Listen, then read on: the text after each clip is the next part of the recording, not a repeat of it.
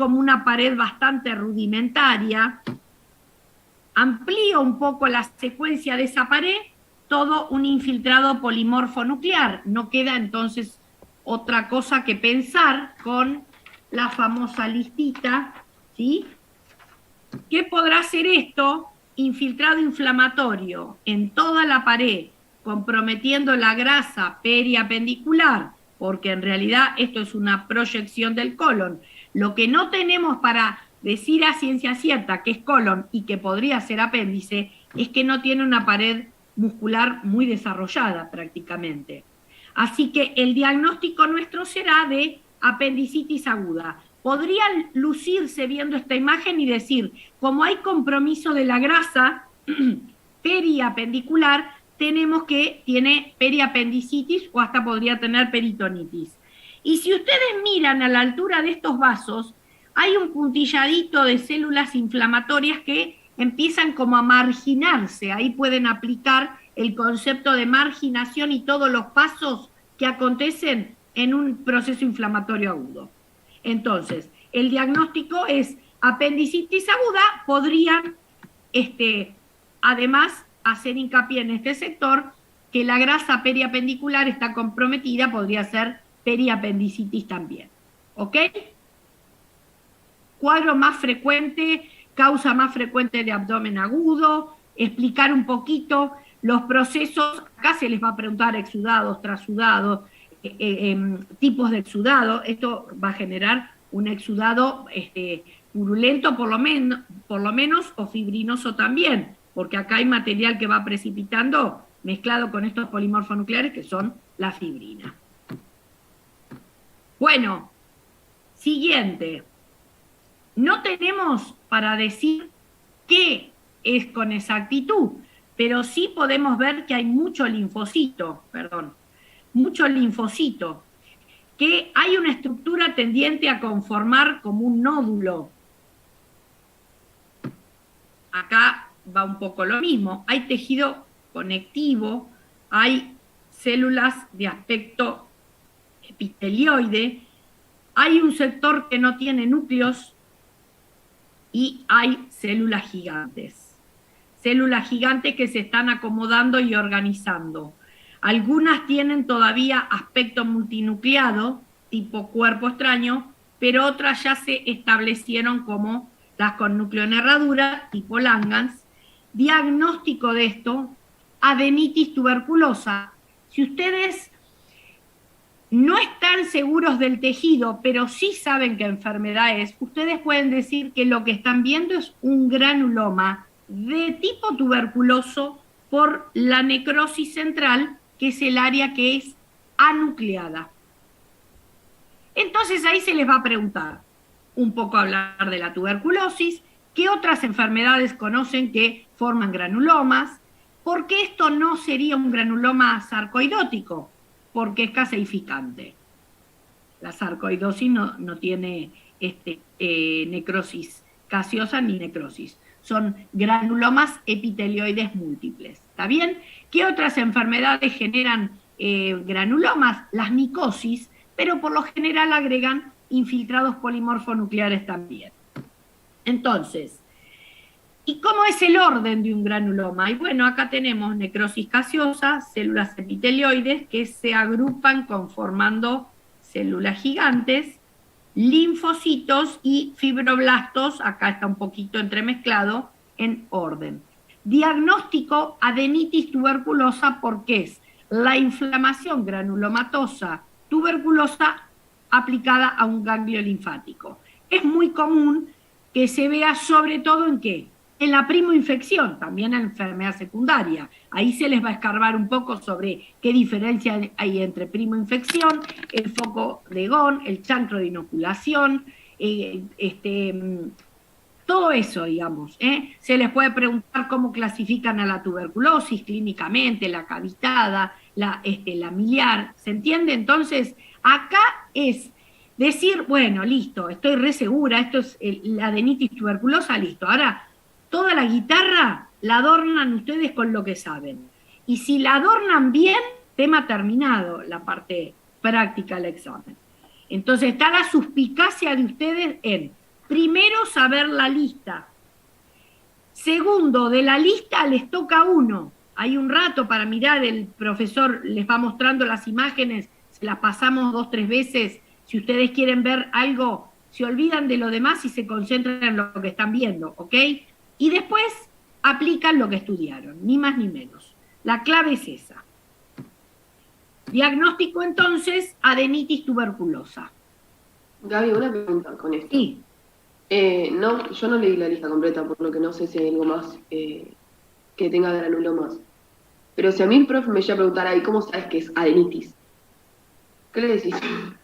No, porque sacando vos que le encontraste decís, un granuloma y que no, sabes que está en la porque lista. vos le decís lo siguiente: esto es una estructura de aspecto granuloma y está también acompañando todo este infiltrado linfoide que puede ser parte de un ganglio, a su vez de la composición del mismo granuloma, ¿ok? Podría, Si no, siempre el podría, no tal cual, porque no tienen el vidrio, ¿ok? Bien. A mí en el final, Gaby, me tocó este preparado y yo Sí. le aclaré a los docentes que me evaluaban que diagnóstico de órgano no podía hacer y me dijeron que estaba perfecto, que yo podía reconocer la patología. Ahora, Exactamente. Con lo que incluía era una adenitis. Exactamente. Eso, por eso les dije adenitis, porque en realidad está sentando sobre un ganglio, nosotros lo sabemos, por eso acá rige y es válido esto de la lista, ¿ok? Porque la verdad que en presencial uno agarra el preparado, lo mueve de acá para allá, si quiere hace una marquita y le dice, acá vi tal cosa, por ahí no es, pero bueno, no importa, pero ustedes, esto es estático. ¿Se entiende el concepto? Bueno, Y de una vez. ¿seguimos? ¿Sigo? Bueno, acá. Diagnóstico de órgano, piel, categórico, piel. Esto es capa córnea, epidermis, dermis, con glándulas sebáceas, pelos. ¿Pero qué me encuentro? Bueno, la hipodermis acá no está porque no es tan profundo. Pero esto es tajante. Acá hay una proliferación tumoral. O sea, ustedes acá no tienen que achicarse ni dudar, porque esto es algo tumoral, algo neoplásico. En los casilleros nuestros que hemos estudiado, esto es neoplásico, no es inflamatorio, ni degenerativo, ni nada. Esto es neoplásico. Acá hay una proliferación neoplásica con células, cuando se les muestra esta imagen, de aspecto basaloide, que se agrupan en un nido o en un gran lóbulo, que hace un halo de retracción con respecto al tejido y que forman esta empalizada de una célula al lado de la otra. Está infiltrando la dermis, ¿sí? Y es lo que consideramos un tumor de anexos cutáneos, que es un epitelioma o un carcinoma vasocelular infiltrante a la dermis. Carcinoma vasocelular.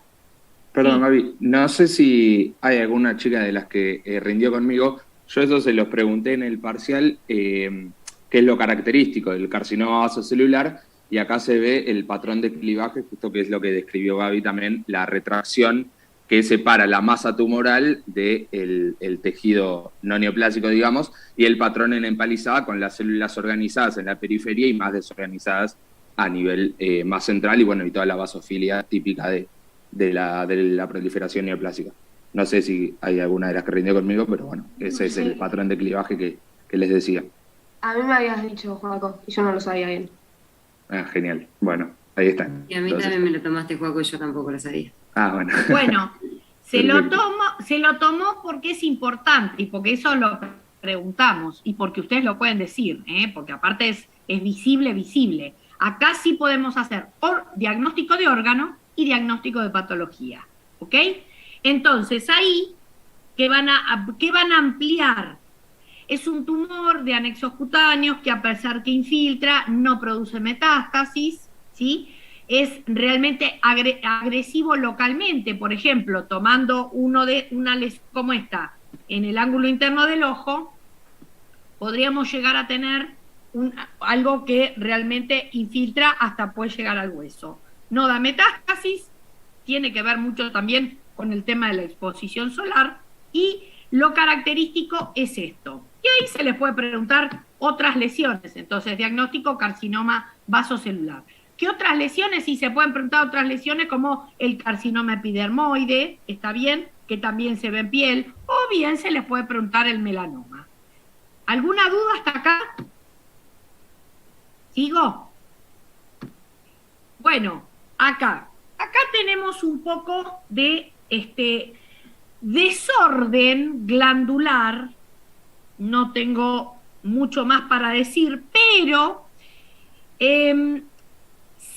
la clave acá es que yo tengo glándulas que se apiñan y se acercan, que se tornan hipercromáticas por momentos, pero tengo por momentos alternancia de una mucosa muy característica, la del colon. Esto me permite decir que es mucosa colónica. Y estas áreas más como aserradas, más como irregulares. Muestro un poco más de lo mismo. Fíjense que llama la atención. A ver, ¿cuáles son las dos posibilidades diagnósticas en cuanto a este listado que ustedes tienen? O esto es un pólipo o esto es un adenocarcinoma de colon. ¿Sí? ¿Estamos? ¿Por qué hacemos esta disquisición? En el adenocarcinoma de colon prácticamente ni veríamos casi mucosa normal. Y de alguna manera esto está bastante contenido en este corion y nos falta una parte, como hubiéramos querido tenerlo sobrelevado, con esa estructuración saliente bien polipoidea. Entonces, acá lo tenemos. Esta estructura sobrelevada de aspecto bien polipoidea, que en un sector muestra displasia, figuras mitóticas como ahí, ¿sí? Acá tienen esas glándulas más apiñadas, pero además de estas imágenes, esto forma parte de esta lesión que permite reconocer que es colon. Así que esta estructura es sobrelevada. Cuando hablamos de la sobrelevación, la excrescencia de la mucosa hacia la luz, estamos definiendo un pólipo. Y esto, con este paneo que hacemos, donde hay zonas de displasia y zonas de colon, de mucosa colónica conservada, nos permite decir que es un pólipo de colon o un adenoma poliposo de colon, si ustedes quieren, de tipo tubular y con displasia. No, ya pedirle de alto, de bajo grado, ya es como un poco mucho, no son patólogos, pero ya con esto sabemos que esta lesión es compatible con esto, y lo importante de esto es pesquisar en estudios como endoscopía estas lesiones, estudiarlas, hacerlo constar y saber que este tipo de pólipos, con esta histoarquitectura, con esta hipercromasia, de alguna manera, fíjense que sigue conservando la mucosecreción. El qué de la cuestión es que se pierda la mucosecreción, y ahí ya hablamos de cáncer, con obviamente metiéndose hacia la pared. Esto entonces caratula o rotula a esta lesión como adenoma poliposo de colon de tipo tubular con displasia. Chao. Normalmente se gradúa en de bajo y alto grado. Esto quizás podría ser displasia moderada que cae en displasia de alto grado. ¿Por qué esto es relevante? Porque esto es la antesala al desarrollo de adenocarcinoma de colon. Bueno, y el adenocarcinoma de colon puede haber del lado derecho, del lado izquierdo, el cuadro clínico de uno, el cuadro clínico del otro, y además los pueden llevar a hablar de la clasificación de pólipos, preguntarles cuál es el hiperplásico, preguntarles cuáles son los pólipos amartomatosos, los pólipos inflamatorios quísticos, juveniles. ¿Está claro? Y digamos que ahí se terminó la función. ¿Ok? ¿Alguna duda de esto? Bueno, pero acá... Diferenciarlo sobre la imagen, no. O sea, que te pregunten directamente hacia observación de qué tipo de pólipo estamos. No, sí te pueden preguntar, porque en realidad acá hay displasia. Mirá la hipercromasia que hay acá en comparación con este remanente de mucosa básicamente normal. Acá hay displasia. Acá el quiebre es que este pólipo es de los neoplásicos o preneoplásicos. ¿Se entiende el concepto? ¿Por qué? Porque lo que llama la atención es esta hipercromasia y este desorden, esta falta de polarización de las células que componen esa glándula. Bien, pero diferenciar dentro de los neoplásicos es un montón. Mira, dentro de los neoplásicos ya es un montón, pero con esta imagen podrías arriesgar a que es tubular. Listo, de una. ¿Está bien? Sí. Acá la cosa cambia, pero me van a decir, pero Gaby, acá esto parece mucosa normal. Sí, pero ¿qué está pasando acá de esto que viene por abajo, en toda la pared? Estas glándulas que se conforman de tanto en tanto, esta está bastante bien diferenciada, estas también, pero esta no alcanza a hacer diferenciación luminal, igual que estas. Acá tienen, ¿esto me van a decir que es un pólipo? No, esto es un adenocarcinoma y el dato clave es además que se está metiendo a la pared, está infiltrando. ¿Puede haber nacido a partir de un pólipo? Puede, seguramente, no me puedo dar cuenta acá, pero seguramente puede haber nacido, por ejemplo, a partir de un pólipo de tipo velloso. ¿Cómo era la clasificación de los adenomas? Tubular, túbulo velloso, velloso. Si no se quieren casar con uno, digan túbulo velloso, que estamos en la mitad. Y acá sí, entonces, el dato clave es que acá hay luces glandulares de moderadamente diferenciadas, porque algunas forman luces y otras no forman, son zonas un poquito más sólidas, con atipía. Miren estos núcleos, miren estas mitosis, miren estos nucleolos. Diagnóstico adenocarcinoma, en este caso, mucosa colónica de colon. Adenocarcinoma de colon infiltrante moderadamente diferenciado. ¿Ok? Bueno, y ahí a tirar toda la carne al asador de todo lo que es el adenocarcinoma de colon, que les pueden preguntar del CEA, les pueden preguntar a dónde metastatiza. Recuerden que a pesar de ser carcinoma, la primera estación es el hígado por el tema de la circulación de la vena porta que viene desde abajo. Así que diagnóstico, adenocarcinoma de colon, infiltrante moderadamente diferenciado porque por momentos forma luces glandulares y por momento no. Bueno, siguiente, estoy yendo en orden, no estoy yendo por tema, estoy respetando el orden de la lista. Bueno, acá esto puede generar confusión por estas zonas claras con lo que vieron hoy, el hígado graso. Pero nunca me pueden decir que se lo van a confundir por la sencilla razón de que este preparado, la clave es que tiene lo que les parece vacuolado, blanco, pero siempre el fondo es azul, porque hay atipía, porque esto es tumoral. Vuelvo a la primera, esto es rosado. ¿Ven la contracara? Además, acá no hay atipía. Ustedes me pueden decir, ay, che, pero mire ese núcleo. Bueno, ese núcleo se compactó. Atipía tienen acá. Acá tienen atipía. Miren este núcleo, esta célula monstruosa, que con este núcleo morulado define a lo que es un lipoblasto. O sea, acá claramente, cuando ustedes les muestren esta imagen, esta o esta, sin dudarlo, tienen que decir que se trata de un proceso neoplásico atípico, de un tejido sólido, que con esas vacuolas se esboza o recuerda al tejido adiposo, que se...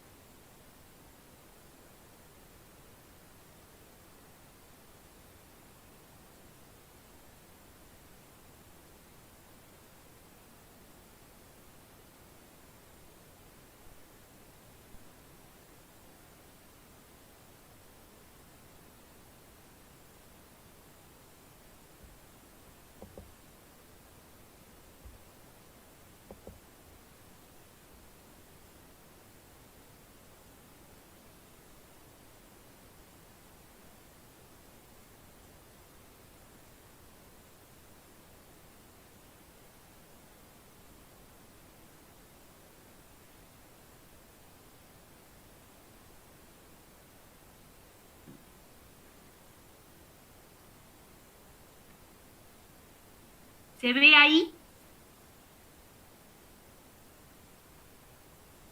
Sí, se ve. Bárbaro. Bueno, la primera imagen era esta. La segunda imagen es esta. Acá tienen un lipoblasto, acá tienen otro lipoblasto, y acá tienen a mayor aumento esta imagen. Esto está aumentado, ampliado acá, ¿ok? Miren la monstruosidad de los núcleos, ¿sí? Bueno, esto sería compatible con una neoplasia maligna, bien rememorando el aspecto adiposo, o sea, un sarcoma, un liposarcoma.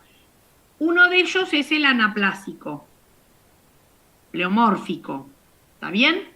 Hay otros que tienen mejor pronóstico, o mejor aspecto, por así decirlo, que es, por ejemplo, el mixoide, el de células redondas, el de células pequeñas, pero este es uno de los peores, más agresivo. Vía de metástasis hemática, ¿a dónde? A los pulmones. Localización, retroperitoneo, miembros inferiores.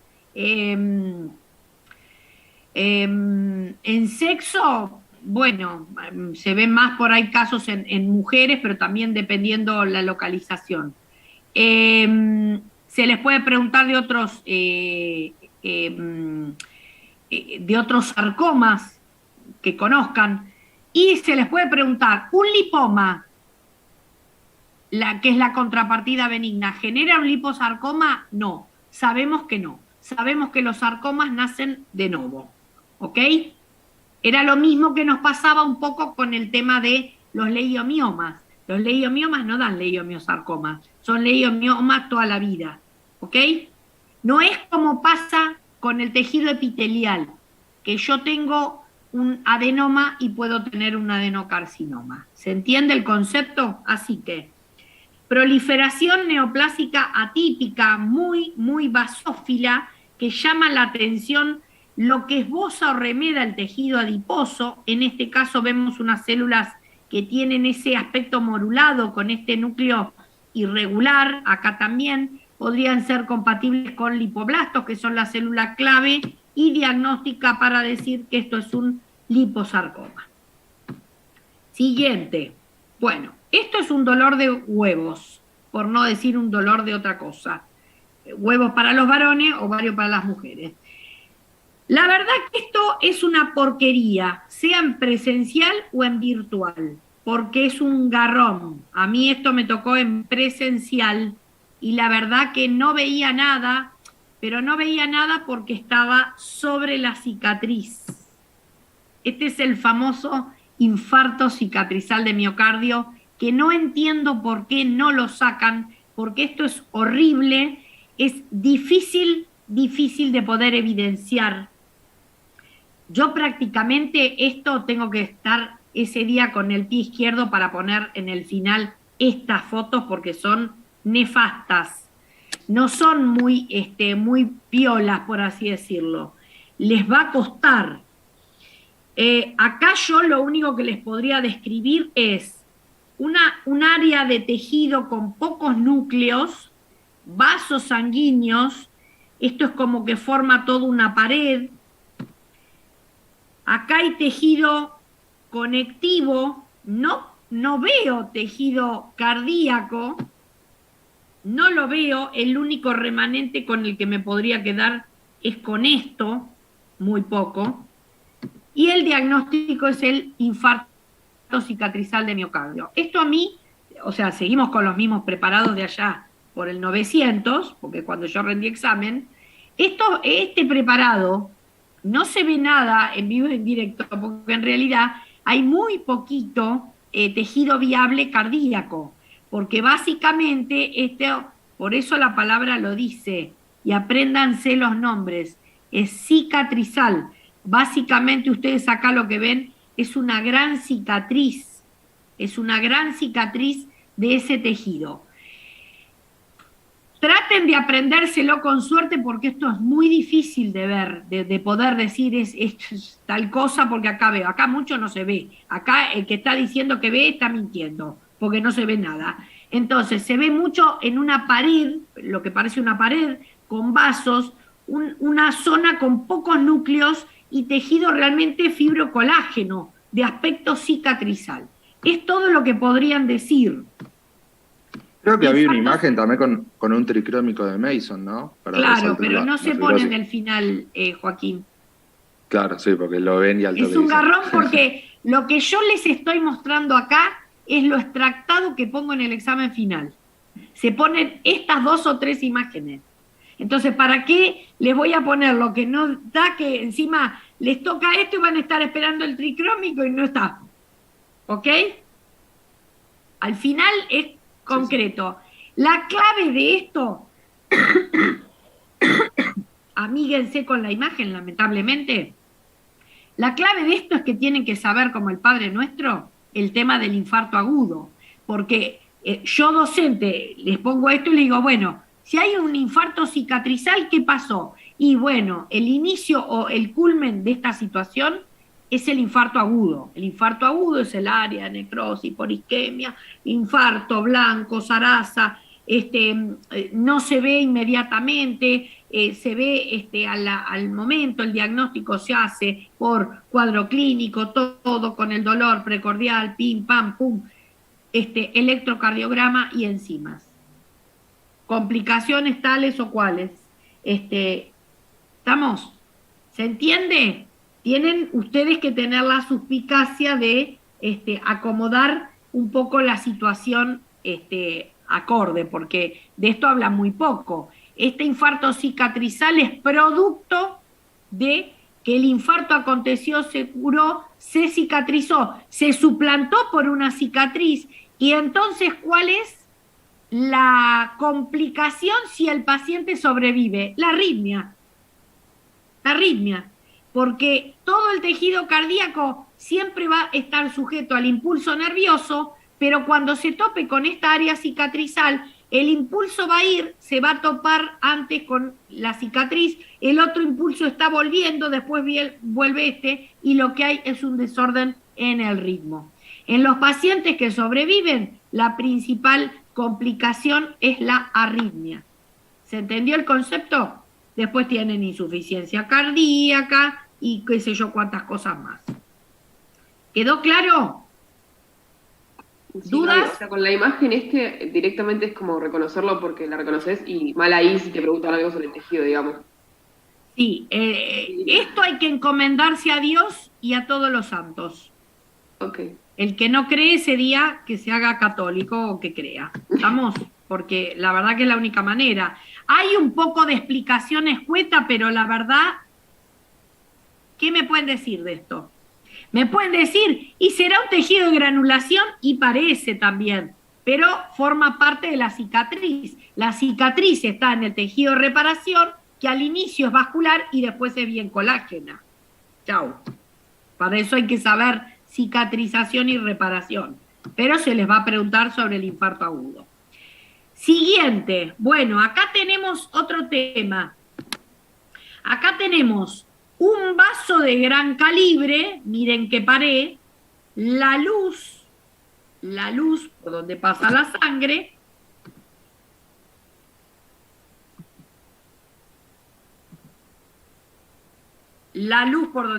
sangre, esta pared bien engrosada con estas estructuras raras en la pared que vuelven a repetirse acá. O sea, es un engrosamiento que se produce en la pared a expensas de algo que se va formando. ¿Y qué es? La placa ateromatosa. Esto va a ser la ateroesclerosis aórtica, porque es la producción de una placa ateromatosa, donde acá tienen corroborado que estas estructuras como agujas son los cristales de colesterol. ¿Por qué se ven así? Porque como el cristal de colesterol es grasa, cuando está el proceso queda el espacio vacío y este aspecto acicular o de aguja en toda la pared. Bueno, y ahí empiezan a hablar. La arteriosclerosis es la pérdida de la elasticidad de los vasos sanguíneos, tenemos que produce rigidez, tenemos que afecta a brazos de gran calibre, mediano, pequeño. y tenemos que tres entidades que están bajo este epígrafe, que es la ateroesclerosis, que es esta, la arteriolosclerosis, que es de pequeños vasos, y la calcificación de la túnica media. La calcificación de la túnica media, ya saben, que no tiene connotación obstructiva, las otras dos sí. La ateroesclerosis, pueden hablar de cómo se produce, todo eso es teórico y no lo vamos a hablar acá, las complicaciones de la placa ateromatosa y qué es lo que produce. ¿Y qué va a que la antepuerta a qué? A producir un infarto del miocardio. ¿Por qué? Porque básicamente, además de estar en la aorta, están las coronarias, que son las que irrigan el corazón. Y la arteriolosclerosis, que va, digamos, ya, si ustedes tuvieran que agrupar esta patología, ¿cómo la agrupan? No es tumoral, no es inflamatoria, es de tipo degenerativa. ¿Ok? Entonces, de esa manera le fui mostrando entidades tumorales, entidades inflamatorias, y acá tienen un ejemplo perfecto de una enfermedad de tipo degenerativo. Algo se acumula y algo trae un trastorno a nivel de la circulación que termina produciendo la obstrucción más en largo plazo. Bueno, ¿está claro el concepto? Tengan en cuenta también que ahí los puede ayudar para diferenciar qué es la aorta, la túnica muscular, que se ve el músculo grueso, ¿sí? Tengan en cuenta que la ateroesclerosis sucede en la túnica íntima, entonces más profundo viene la túnica muscular y ahí se ve. Entonces, la arteria muscular con un músculo bien desarrollado es la aorta, y bueno, ahí ven los cristales de colesterol, las vacuolas lipídicas, todo eso les puede ayudar a diferenciar lo que era la aorta. Y más para allá creo que venía el tejido conjuntivo laxo de la adventicia, si no me equivoco. Que, bueno, sí, ahí tienen a ver, acá. Las tres capas de los vasos sanguíneos. Un poco lo que dijo Joaquín, esta capa miointimal es como que se engloba y digamos, se incorpora a toda la pared. Bueno, ateroesclerosis aórtica. Entonces, hasta acá hicimos, por ejemplo, todo cardíaco y parte de lo que es digestivo, por decirlo así. Bueno, en cuanto a ganglios, les mostré la adenitis tuberculosa.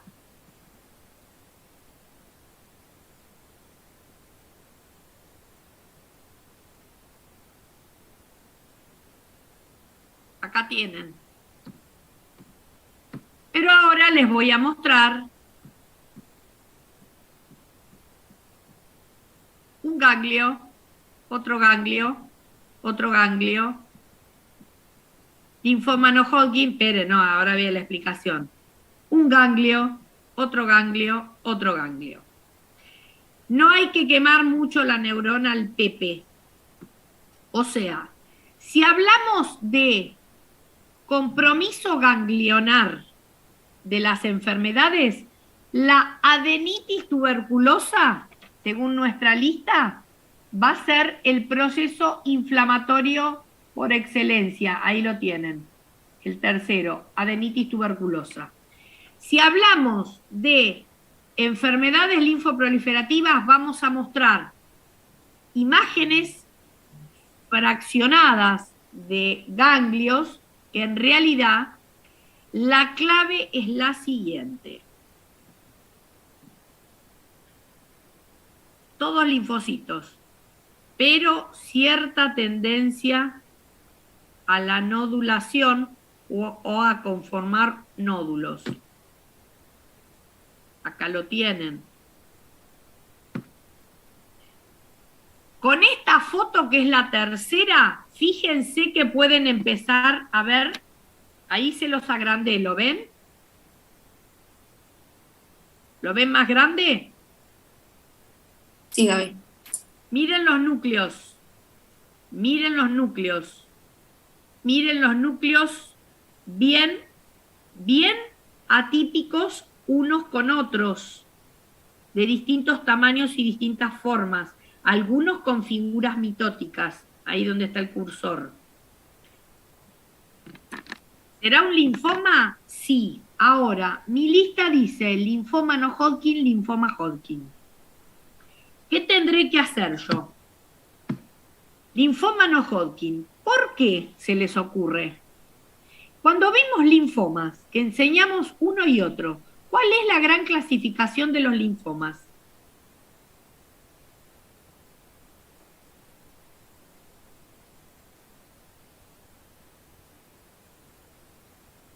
No piensen, chicos, solamente en lo que tiene el preparado, piensen en lo que no tiene también. No están las de ¿Cómo? Reed ¿Cuál es Sternberg. la? ¿Cómo? No están las células de Reed Sternberg. ¿Cómo? Me voy al otro. O sea, necesito enfocárselos así para que comparen. Imagen siguiente, que puede ser de otra cosa. Todos linfocitos, pero de tanto en tanto empiezo a ver. Bueno, se me fue, esperen porque se me fue el cursor. Ahí está. De tanto en tanto veo estas células tipo que parecen huevos fritos. Miren. Miren esta. Linfoma Hodgkin. Entonces, ¿cuál es la clave si se les presentan estas imágenes de ganglio? La clave. Vamos con linfoma Hodgkin. Perdón, con linfoma no Hodgkin. ¿Qué es esto? Ahí está, vuelvo. Linfoma no Hodgkin. La característica es que es bien basófilo, monomorfo, tendiente a conformar estas dos estructuras como foliculares. Y son todos linfocitos atípicos de distintos tamaños, algunos más grandes y otros más chiquitos, con figuras mitóticas que de tanto en tanto, si ustedes prestan atención, las hay. Diagnóstico entonces, linfoma no Hodgkin. Linfoma que leucemisa, linfoma que puede ser BT o de célula NK, bueno, toda la zaraza. CD19 a 22 para marcadores B, CD3 a 7 para marcadores T, las localizaciones, sabemos que pueden ser los linfomas también asociados a las mucosas, los maltomas, bueno, perfecto. Vamos al otro. Hay muchos linfocitos, pero de tanto en tanto me empiezo a encontrar células muy grandes, muy llamativas, con imagen nuclear bilobulada, por ejemplo, como en espejo o con algunas como con retracción de ese citoplasma. A veces se pueden encontrar otras células, además de los linfocitos, justamente no en estas fotos, pero puede haber polimorfonucleares, puede haber eosinófilos, y esto tiene que ser una célula de Reed Sternberg. Y sí, diagnóstico linfoma Hodgkin. Entonces ahí pueden hablar de las variedades, de los marcadores, de cómo afecta básicamente a los ganglios y que va siguiendo un orden de un ganglio, una cadena, la cadena contigua, cadenas de un solo lado del diafragma, cadena de ambos lados del diafragma y diseminación a órganos como bazo, hígado, médula ósea. La clave entonces es centrar la atención en si encuentro, o sea, monomorfismo, que son todos linfocitos, pero me acerco, miro y son todos linfocitos de distintos tamaños, algunos más grandes, figuras mitóticas, linfoma no Hodgkin. Ahora, todo linfocito, pero en tanto en cuanto me encuentro los huevitos fritos, acá, y tiene que ser linfoma Hodgkin. ¿Está claro la clave? Por eso es importante que vean las dos imágenes a la par para poder sacar conclusión. Les vuelvo a repreguntar, en cuanto a ganglio, ¿me pueden decir que esto es una adenitis tuberculosa? No. Ni a gancho. Ni a gancho. Entonces, de tres cosas, de tres afecciones linfoides que tengo, un ganglio inflamado y dos linfomatosos, las claves son: en el ganglio inflamado tengo el granuloma, claramente acá no hay duda, ahí está la célula gigante, chau. De los ganglios con enfermedad linfoproliferativa, ¿qué tengo? La clave justamente es todas células linfoides, pero en uno de ellos seguramente me tengo que encontrar los huevos fritos, que son las de Ried-Stenberg. Acá lo que damos son claves de imágenes, un poco integrando el conocimiento que tienen para llegar al diagnóstico. Bueno, acá llegamos a otra foto. Foto que es bastante limitada y bien patológica, porque ¿qué pasa si yo le digo que estas divisiones como sacos les tienen que hacer acordar a los sacos alveolares, pero que en vez de tener aire tienen algo? Tienen inflamación, tienen polimorfos, ¿sí? Tienen fibrina depositada, neumonía lobar. ¿Hay pulmón normal acá? De ninguna manera, pero sí lo que ustedes pueden decir que esta es una imagen conformando como estructuras saculares ocupadas por infiltrado inflamatorio agudo, y eso podría estar definiendo lo que se llama la neumonía lobar. Y ahí empiezan a hablar. ¿Cuáles son los periodos? Nadie le va a preguntar qué periodo es, pero acá, por ejemplo, tendrían, acá hay fibrina, que está empezando a verse, acá hay algún que otro hematía, así que estaríamos casi en algo entre San Juan y Mendoza de lo que es rojo ya medio gris, porque empieza el periodo de hepatización gris. Es que el pulmón, que normalmente es una esponja aireada, se torna como un hígado compacto. De ahí el término de hepatización. Roja primera porque tiene muchos hematíes y gris después porque hay mucho infiltrado polimorfonuclear con fibrina. Y la resolución la dejamos para el final, si hay un final feliz, y si no, habrá complicaciones pulmonares como el absceso y extrapulmonares como el empiema. Ahora sí, pulmón aireado, pulmón demasiado aireado con septos que están como rotos y que parecen flotar como el dedito, como un dedito en palillo de tambor, miren ahí lo tienen, que de tanto en tanto se ven estos depósitos negruzcos que podrían corresponder a carbón, o sea, a antracosis. Acá lo tienen más de lo mismo. Que entonces, si combino los elementos que tengo, hiperinsuflación con rotura de las paredes o de los tabiques septales, tengo como diagnóstico el enfisema. Ahí definen el enfisema, mencionan los tipos de enfisema, mencionan a qué está ligado, bueno, el déficit de alfa-1 antitripsina, pim, pam, pum, que el tabaco, que qué sé yo. Y pueden, obviamente, ir por el lado de lo que son las EPOC, junto con qué otras enfermedades, cuál es la relevancia de todo esto. O sea, como para marcar que todo lo que es el hábito tabáquico no solamente produce cáncer, sino que produce también estos cuadros de enfermedad pulmonar obstructiva crónica, enfisema. Que la placa de un enfisematoso, por el exceso de aire residual que va quedando, se ve básicamente negra. Bueno, acá tenemos, hay que recorrer las imágenes. Hay que recorrer las imágenes porque está puesto por momentos en el entorno de qué es o de qué no es. Pero acá no importa de qué es o de qué no es. Acá tenemos que hacer el ojo.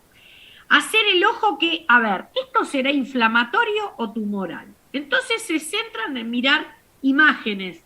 Y de tanto en tanto me encuentro una figura mitótica, remolinos rosados que pueden ser de algo parecido a lo que se estudió como perla córnea, aumento de los núcleos, macrocariosis, discariosis, bastante formación de perlas córneas. Por sectores no, por sectores sí. Atipía. Y esto puede ser la lengua, puede ser la lengua.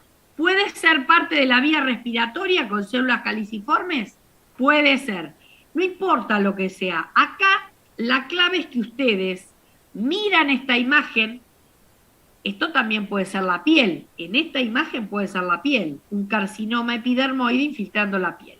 Entonces, para no casarse con órgano y no equivocarse y no meterse en camisa de 11 varas, ustedes lo que pueden decir es que se ve, les vamos a mostrar las tres, es que hay una proliferación neoplásica que viene avanzando e infiltrando, que tiene tendencia a la queratinización o a la cornificación con formación de perlas córneas por sectores bien y por sectores no forma, con atipía, con pleomorfismo, compatible con un carcinoma epidermoide infiltrante.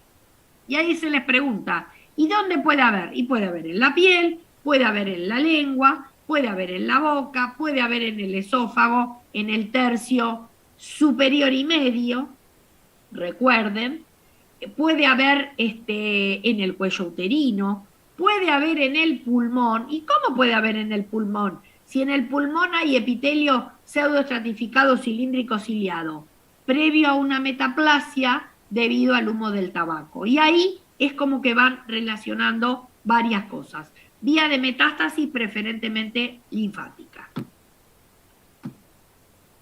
Bueno, acá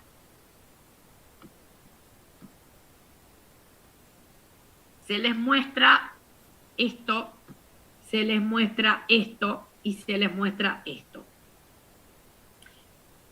Acá esto cuesta, pero ¿por qué se les muestra esto? Porque se les trata de ubicar que están en el estómago. Están en el estómago. En el estómago con algunas modificaciones que hace acordar o recordar al intestino. Por lo tanto, lo que haga recordar y que haya un cambio sería una metaplasia intestinal, pero en el estómago.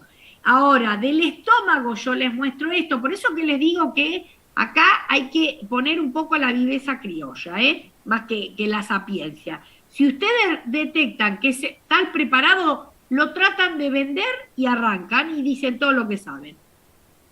Acá lo importante es que todo el epitelio se me fue, pero en realidad estoy mostrando algo similar, todo como estas invaginaciones, evaginaciones de la mucosa con estas células que son de tipo intestinal. Y acá es como que quiero mostrar lo mismo, pero no hay mucha claridad, hay como detritus celulares sueltos, hay como un aspecto de necrosis fibrinoide, tendría que ver qué tipos de células tengo, acá agudas, acá un poco más crónicas con formación de neovasos. Por lo tanto, esto define a la entidad que estamos viendo, úlcera péptica. La úlcera péptica es la disrupción de la mucosa por todo el tema del ácido, es una solución de continuidad de la mucosa secretora. Puede ser duodenal, puede ser gástrica, pero acontece donde hay secreción de jugo gástrico o de péptidos. Entonces, lo que fundamentalmente importa es que ustedes describan acá las 4 capas que van a ser la de detritus y necrosis fibrinoide, la de polimorfonucleares, la de repitelización y la de fibrosis, como ven acá. ¿Qué complicaciones? Bueno, perforación, obstrucción, sangrado, muy, pero muy, muy bajo índice la malignización. Lo que es importante es que los cánceres de estómago por lo general dan una sintomatología de tipo ulceroso y se ulceran y hacen parecer que el paciente tiene una úlcera y en realidad tiene un cáncer ulcerado. Por eso la relevancia de la endoscopía con la toma biopsia, con el análisis, con poder evaluar si acontece metaplasia intestinal y cambios displásicos que serán la antesala al desarrollo de un adenocarcinoma. ¿Se entendió el concepto? Imágenes entonces de la úlcera péptica. Bueno, acá tienen algo como que parece, como un poco hoy decía Joaquín, esto es una técnica de tricrómico, pero la hematoxilina eosina es esta. Acá es categórico, sea con tricrómico, no sea con tricrómico, acá lo categórico es la tendencia a la nodulación del hígado, surcada por estos tractos conectivos que lo tienen acá. En esos tractos conectivos hay infiltrado inflamatorio mononuclear, porque esto es crónico. Hepatocitos, que algunos fueron muriendo, otros se pueden regenerar, pero de tanto, miren la retención que hay en las células también, no solo de pigmento biliar, porque esto va a generar de alguna manera como una insuficiencia, sino que también de sangre, y de tanto en tanto, en esta foto se ve bárbaro. Remanente vacuolado ¿de qué? Yo con esta foto, con estas vacuolitas, estaría en condiciones de decir, esto es otro proceso degenerativo, o sea, no es inflamatorio propiamente dicho, pero después la inflamación va apareciendo en sectores, no es algo tumoral, pero sí es algo degenerativo. ¿Producto de qué? Producto de algo que comienza con el tiempo a acumularse, como puede ser el alcohol, de ahí que ustedes pueden inferir que esta cirrosis es probablemente de etiología alcohólica, porque cuando mi relación es inversa, cuanto más hígado graso tengo por la ingesta de alcohol, más reversible va a ser mi situación. Cuanto menos hígado graso tengo, pero tengo ya cirrosis, más irreversible es esa lesión. Y sabemos por la primera foto que yo les mostré, que fue el hígado graso, que es la imagen primera, hace que yo acá haga esta composición de lugar, que son las mismas vacuolas que veía ahí del hígado graso. ¿Ok? Entonces, hígado graso, lesión reversible. Cirrosis, la pueden separar en macro, micronodular, todo lo que ustedes ya saben, y básicamente hablar de las causas, o bien definir también como un proceso de que confluyen varias causas. Una es por el alcohol, pero sabemos que por cirrosis también puede acontecer. ¿Por qué? Por una hepatitis B, por una hepatitis C, por una hepatitis D. La cirrosis puede predisponer a carcinoma hepatocelular. ¿Puede surgir por otras cuestiones? Sí, bueno, pero en estas fotografías, con estos tractos conectivos con inflamación que dividen y nodulan el parénquima hepático, es una cirrosis. Acá está puesta como micronodular en la lista, cirrosis micronodular. Recuerden el tamaño, como lo pueden explicar. El hígado se ve como deforme, se ve pesado, aumentado de tamaño, expensa de numerosos nódulos que son más rosados que amarillentos. Macroscópicamente el hígado graso se ve agrandado, grasiento, resbaloso y amarillo. La cirrosis le da un color rosado por toda esta cicatrización o fibrosis. Bueno, siguiente. ¿Alguna duda hasta acá? Bien. Diagnóstico de órgano, acá sí y sin temor. Riñón. Riñón sin temor. Túbulos. Glomérulos. ¿Qué tengo en este riñón? Y la verdad que vasos engrosados, y tengo lo que habíamos visto que conformaría un nefrón, una nefrona.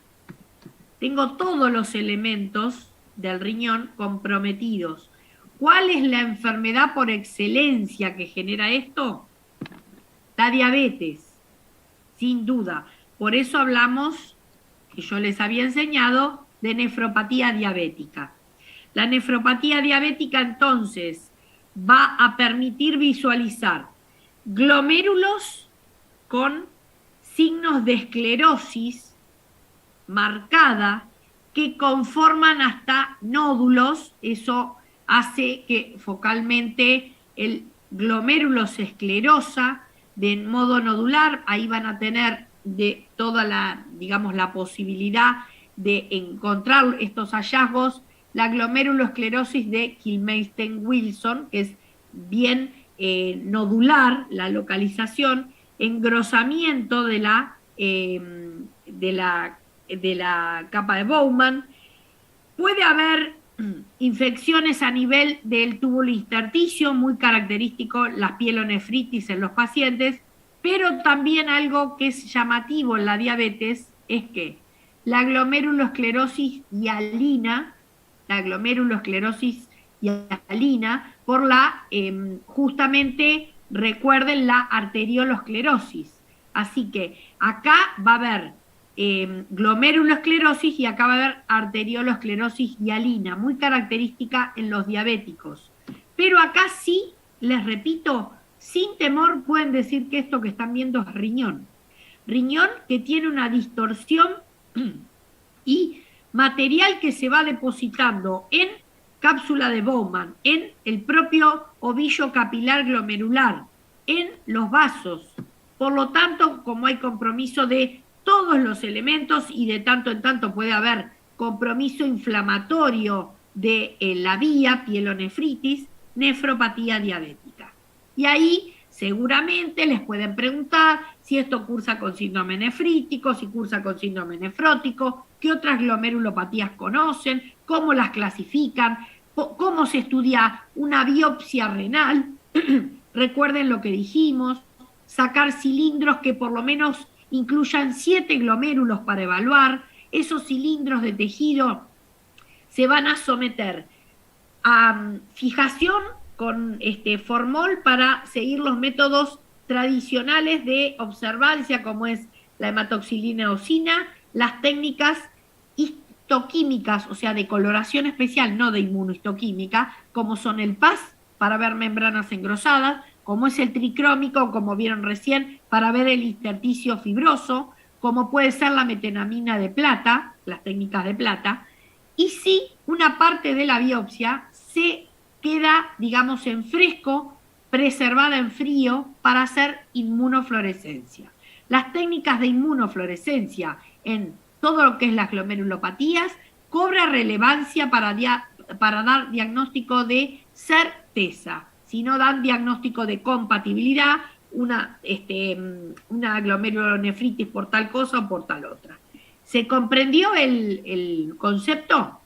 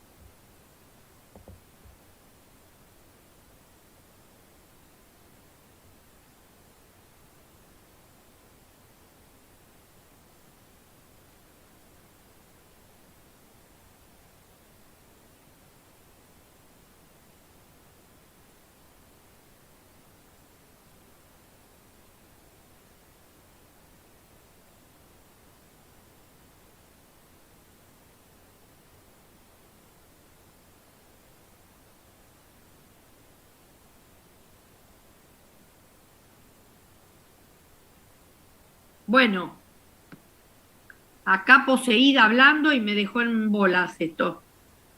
¿Qué hace esto acá?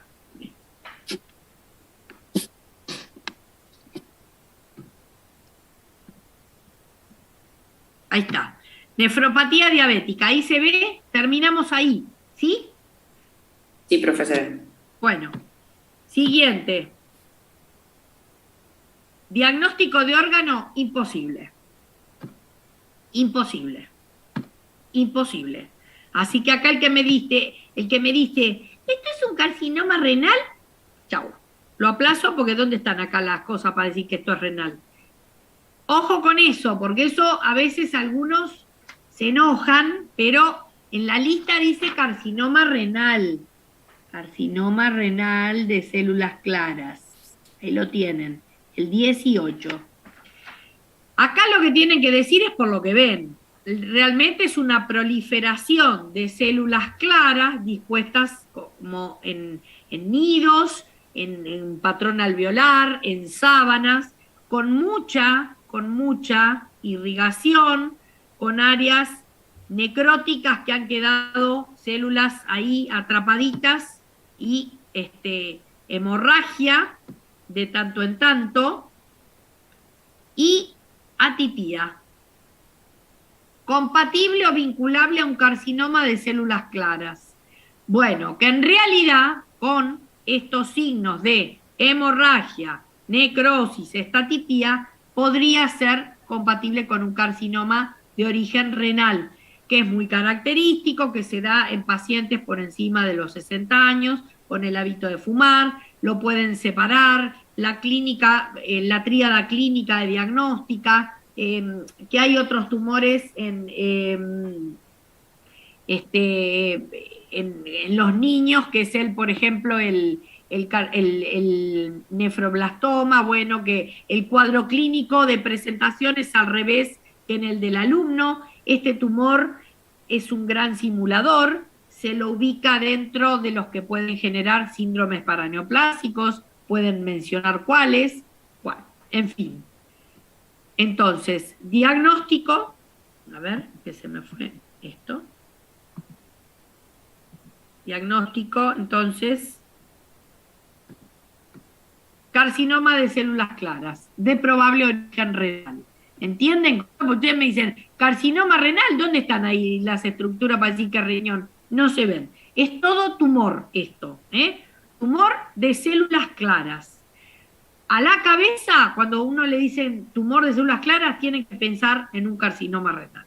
¿Se entiende cómo explicar la situación? Bueno, bajamos un poquito más y acá vemos dos regios arbolitos, uno acá y uno acá.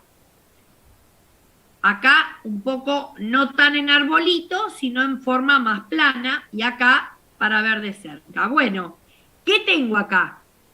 Estructuras, no me van a decir que estos son pólipos, porque habíamos acordado los epitelios de revestimiento escamoso y transicional, cuando se sobrelevan, producen papilas.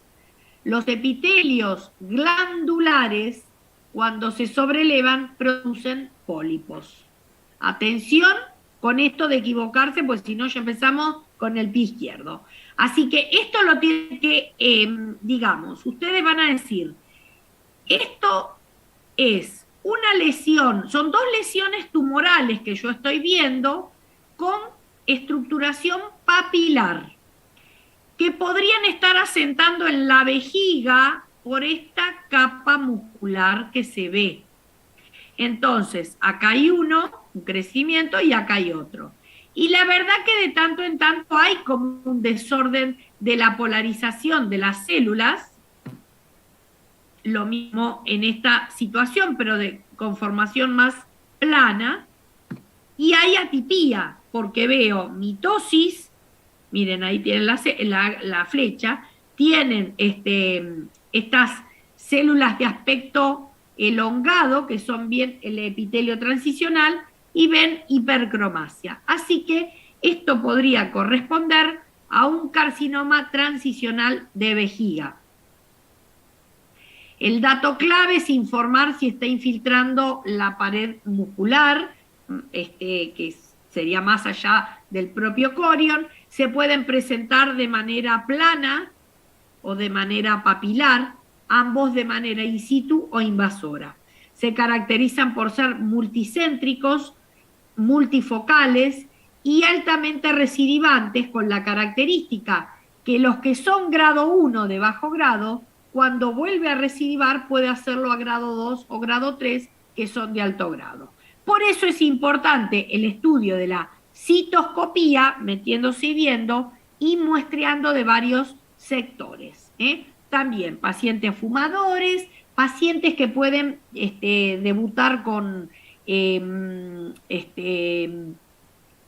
ay, no me sale el nombre, con hemorragia al momento de orinar, hemorragia en coágulos. Eso es más característico de que sea de la vejiga y no de la vía, porque los coágulos se van a estar formando en un lugar donde hay éxtasis, que va a ser en el reservorio, que es la vejiga. Bueno, atención con esto entonces, carcinoma transicional de vejiga en sus patrones característicos, plano y papilar. Bueno, acá tenemos un poco el mismo problema, pero con estos cuerpos amiláceos que tenemos medio acá, podemos ya ir pensando en que esto es la próstata.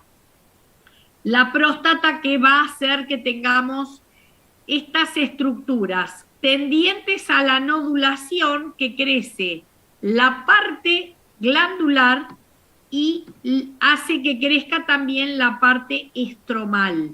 Si hay un aumento del crecimiento, hay una hiperplasia. ¿Y a eso qué le agregamos? Y le agregamos un poquito de infiltrado inflamatorio, que de tanto en tanto se ve porque es un proceso crónico. Los pacientes normalmente son cuarentones largos, cincuentones. Esto se va a ver básicamente desarrollado a nivel uretral, no tiene connotación con lo que es el desarrollo del cáncer, se lo considera como un proceso degenerativo de alguna manera, y básicamente lo que hay es un aumento de glándulas y un aumento del estroma con tendencia a la nodulación. Entonces podrán hablar de que normalmente se ve como una hiperplasia nodular fibroestromal con proceso agregado de prostatitis crónica inespecífica. Nada más para decir. Bueno, ¿y qué otros procesos conoce de la glándula prostática? El cáncer, el adenocarcinoma. Bueno, el adenocarcinoma surge en el lóbulo posterior. Se puede tener una idea haciendo el examen clínico, el tacto rectal, la ecografía y el dosaje de PSA. Todo lo que habíamos visto en ese momento, y cobra mucha relevancia no dejar de mencionar el score de Gleason, para qué sirven los patrones, qué idea nos dan, qué correlación de comportamiento hacen. Pensar que el Gleason es lo que establece la relación del crecimiento infiltrante del tumor respecto del estroma, y eso genera patrones que se van a combinar y van a generar un score, una sumatoria, que va a terminar dividiendo ese cáncer en algo que el urólogo va a poder, digamos, correlacionar si el tumor va a tener un mal comportamiento, un buen comportamiento, un comportamiento de malignidad intermedia. ¿Ok? Eso es como la contracara a la hiperplasia, y que la hiperplasia no produce cáncer.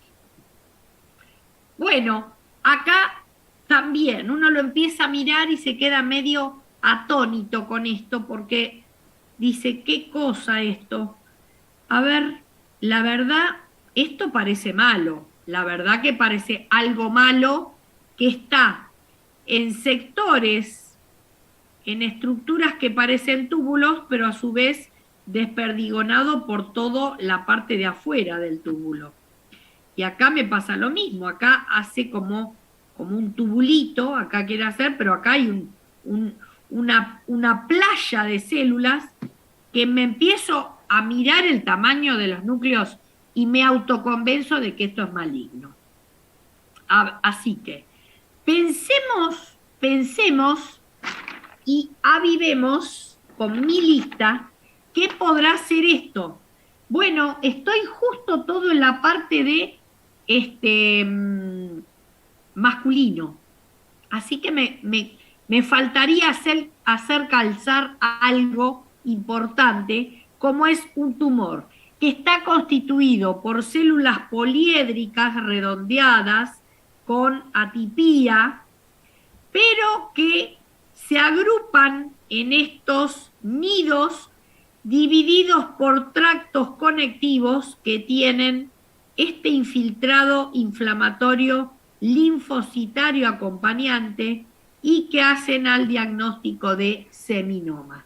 Entonces, con esa conclusión diagnóstica, ahí dicen que el seminoma es un tumor maligno de origen germinal, que la contrapartida en el sexo femenino es el digerminoma, que lo agrupa como uno de los tumores de mejor pronóstico, radiosensibles, versus los que son no seminomatosos, que los no seminomatosos son fulano, mengano, perengano, todo lo que ustedes ya saben.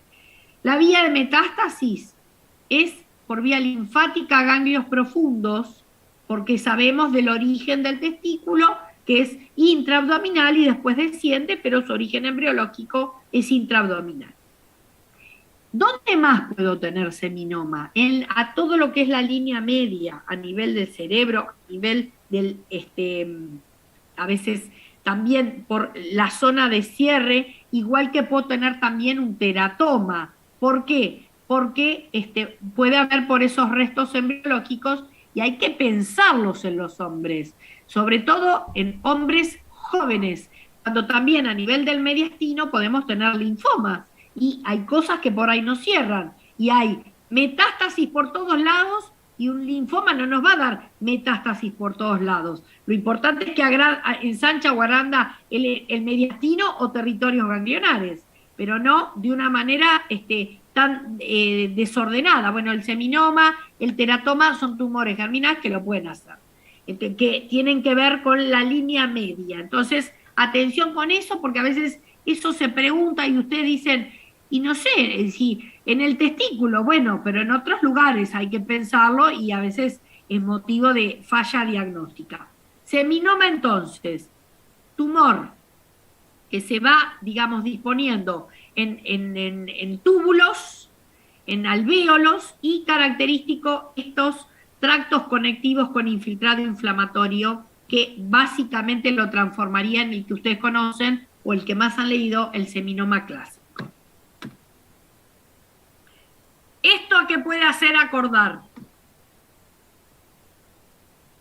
Lobulillo, tipo uvita,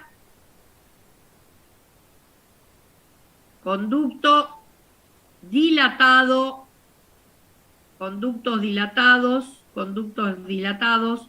lobulillos, o sea, uva.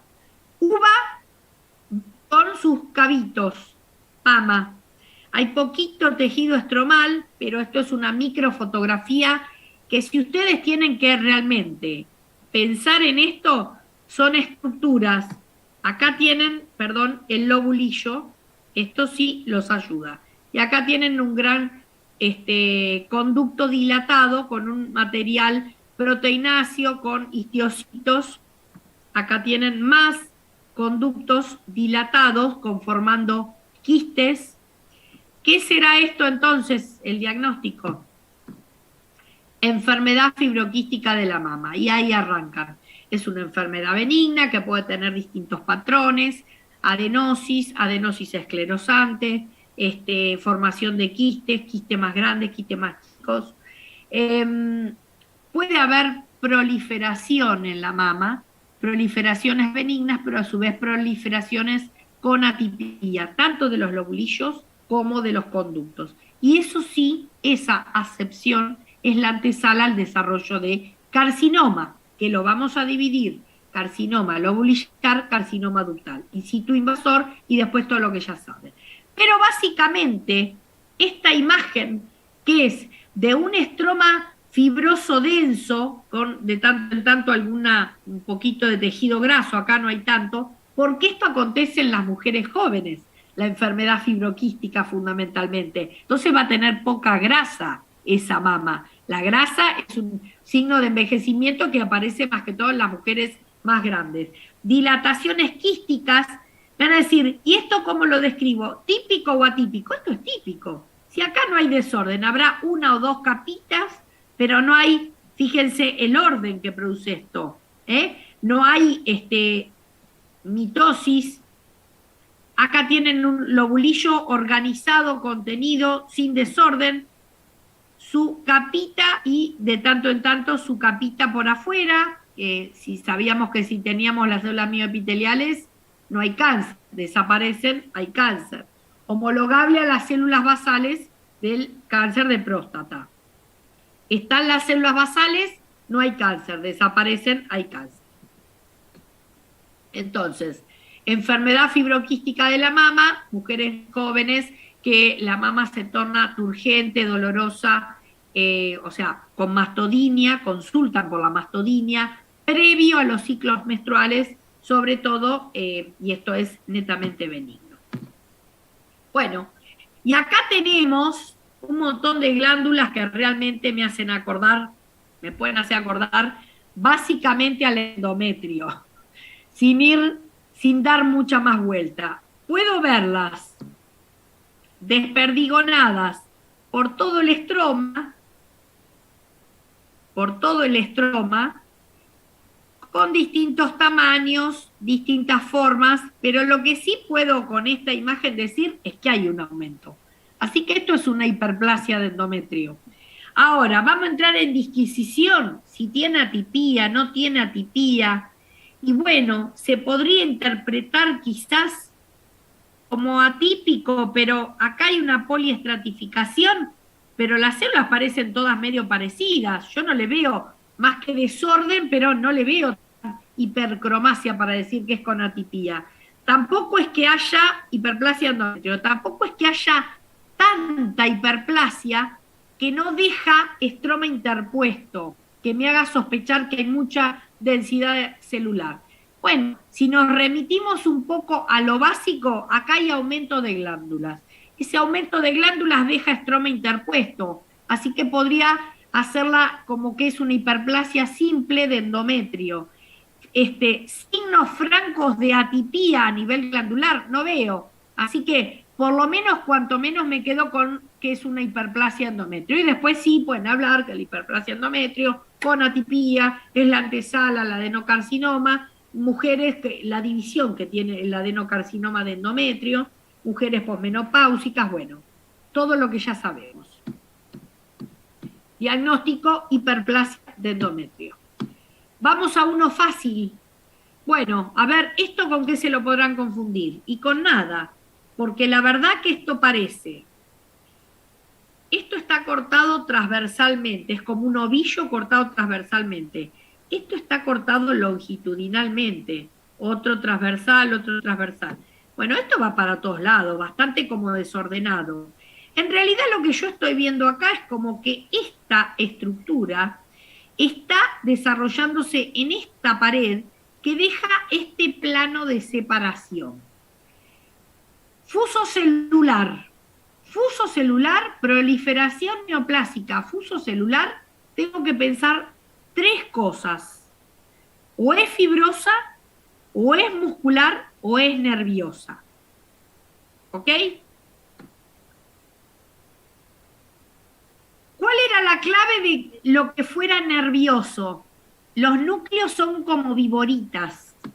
En cambio acá los núcleos son como habanos, que decimos, más gorditos, más gruesos.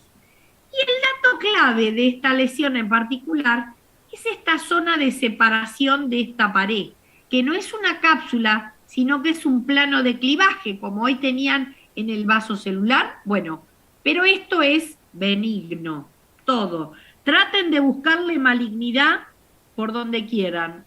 Y me van a decir, che, mirá eso ahí, una golondrina no hace el verano. Diagnóstico entonces, leiomioma uterino. es el tumor mesenquimatoso, si ustedes quieren, más frecuente, después del lipoma. En útero es a la cabeza, es el mal llamado fibroma, así que no le digan fibroma. Bueno, pueden decir que hay delocalización a nivel del útero submucoso, intramural como o subseroso, que sale hacia afuera. El mioma nascens, cuando aparece vertido o protrusiendo por el canal uterino, por el cuello. Nada, se reseca y listo, ya está.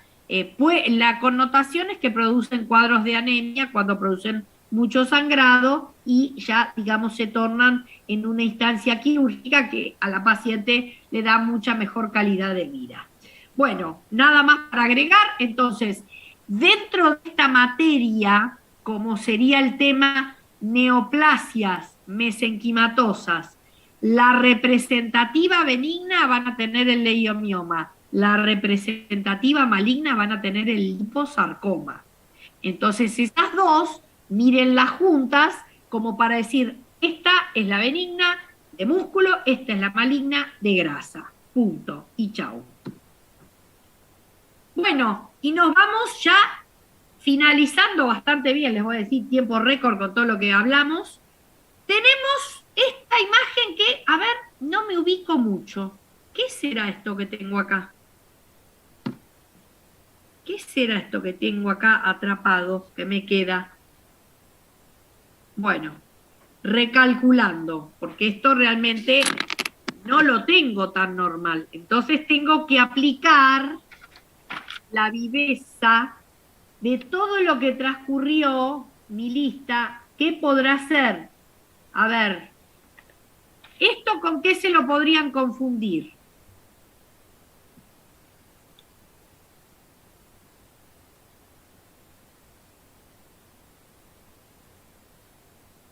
¿Qué les puede hacer llegar a confundir?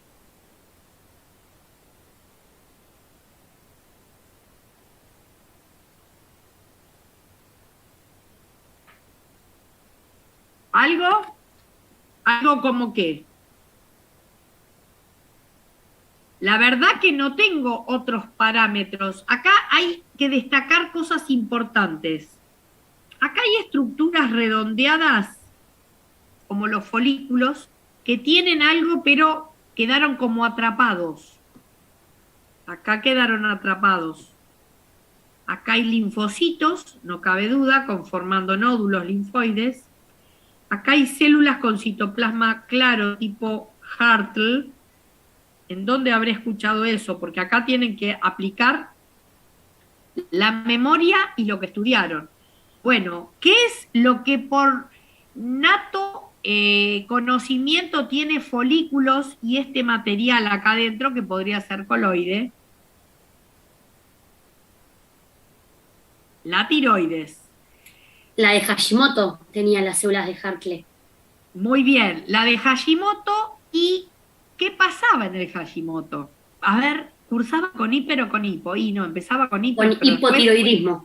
Termina con hipo, porque ¿cuál es la explicación? Hay un reemplazo de la glándula por el infiltrado linfocitario que va destruyendo y lo que va dejando es folículos atrapados que no cumplen la función hormonal, por eso cursa con hipotiroidismo y se destruye la glándula. Se reemplaza con esto que va apareciendo, que son estas células de Hartle, con citoplasma rosado, con bastante actividad mitocondrial, y se conforman folículos linfoides que pueden desarrollar a largo plazo linfoma.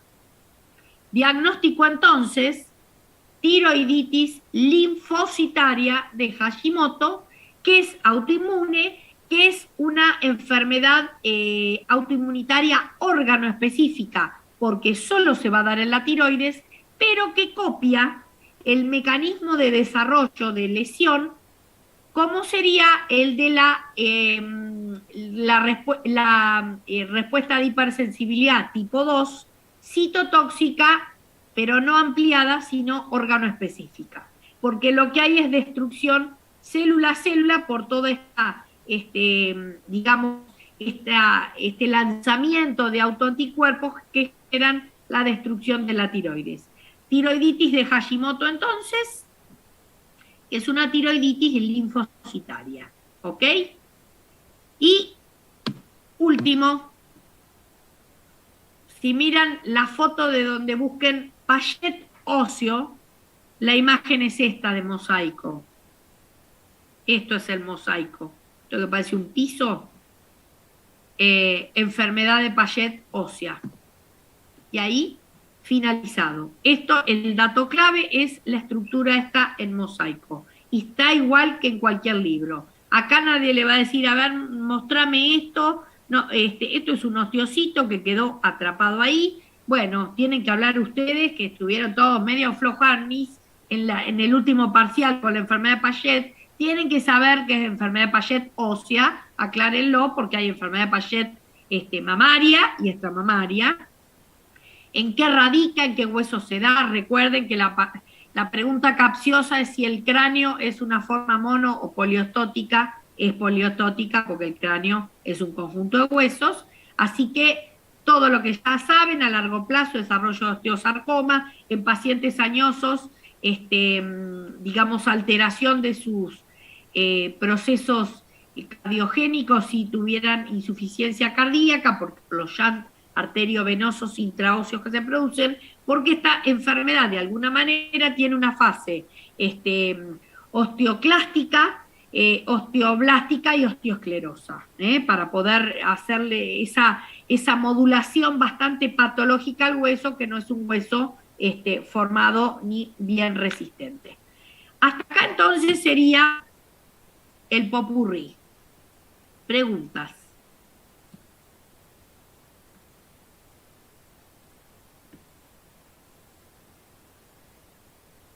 No sé si les sirvió como tips, como clave, a dónde tienen que apuntar. Repito, pónganse la listita impresa, se la llevan al baño, a la cama, a donde se les cante, a la iglesia, a donde quieran. Si ustedes saben qué preparados hay, porque acá hay que aplicar la sabiduría, pero también el sentido común, la viveza, la suspicacia. ¿Saben el listado que tienen? Les mostramos uno y se olvidan de los demás. Y la viveza de ustedes es nombrar 2, 3 cosas, como vimos, ¿con qué? Con agregando todo de fondo, toda la teoría, es la única manera. ¿Alguna otra duda? Chicos, un consejo que está bueno para preparar, agárrense las fotos, las tienen todas